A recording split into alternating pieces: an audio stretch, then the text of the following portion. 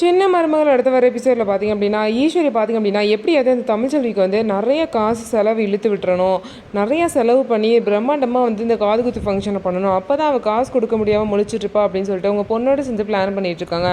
இன்னும் சரி பார்த்திங்க அப்படின்னா தமிழ்ச்செல்வி வந்து அழகர் காலை பிடிஞ்சி கெஞ்சுறாங்க. இந்த மாதிரி அம்மான்னு சொல்லுடா, யாரையோ பார்த்தா அம்மான்னு சொல்கிற, நான் தானே உனக்கு அம்மா, என்னை பார்த்தா அம்மான்னு சொல்கிறேன்னு சொல்லிட்டு அவ்வளோ தூரம் கெஞ்சி அழுகிறாங்க.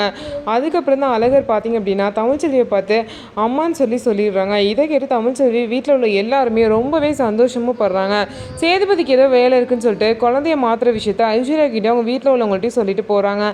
குழந்தைய வந்து மாற்றுறதுக்காக பார்த்தீங்கன்னா தமிழ்ச்செல்வி குழந்தைய வச்சுட்டு கோவிலில் வெயிட் பண்ணிகிட்டு இருக்காங்க. அப்போதைக்கு ஐஸ்வர்யா அதுக்கப்புறம் வந்து அவங்களோட தமிழ்ச்செல்வியோட அத்தை மலர் சொல்லிட்டு எல்லாமே வராங்க. அப்போ வந்து குழந்தைய கொடுக்காம கையிலே வந்து தமிழ்ச்செல்வியை அழகரை வச்சுட்ருக்காங்க. குழந்தைய கொடுன்னு எல்லாமே சொல்கிறாங்க. கொடுக்காம வச்சுக்கிட்டு குழந்தைய கொடுக்குறதுக்கு முன்னாடி ஒரு விஷயம் சொல்லணும்னு சொல்லிட்டு ஐஸ்வர்யாவை பார்த்து, நீங்கள் அழகர்கிட்ட அம்மா அம்மான்னு சொல்லி பேசிகிட்டு இருக்கீங்களா? நான் தான் என்றைக்குமே அழகரோட அம்மா, நீங்களாம் அம்மா கிடையாது, நீங்கள் எவ்வளோ பாசம் காமிச்சாலும் நீங்கள் அம்மாவாக முடியாதுன்னு சொல்கிறாங்க. தமிழ்ச்செல்வி பேசுகிறது கேட்டு ஐஸ்வர்யா ரொம்பவே மனசு உடஞ்சு போயிடுறாங்க. இதுக்கப்புறம் ஐஸ்வர்யா எப்படி தன்னோட மனசை மாற்றிக்க போகிறாங்க, அழகர்கிட்ட எப்படி நடந்துக்க போகிறாங்க அப்படின்னு சொல்லிட்டு வெயிட் பண்ணி பார்க்கலாம். நம்ம வீடியோ உங்களுக்கு பிடிச்சிருந்தா நம்ம வீடியோவை லைக் பண்ணிவிட்டு பாருங்கள்.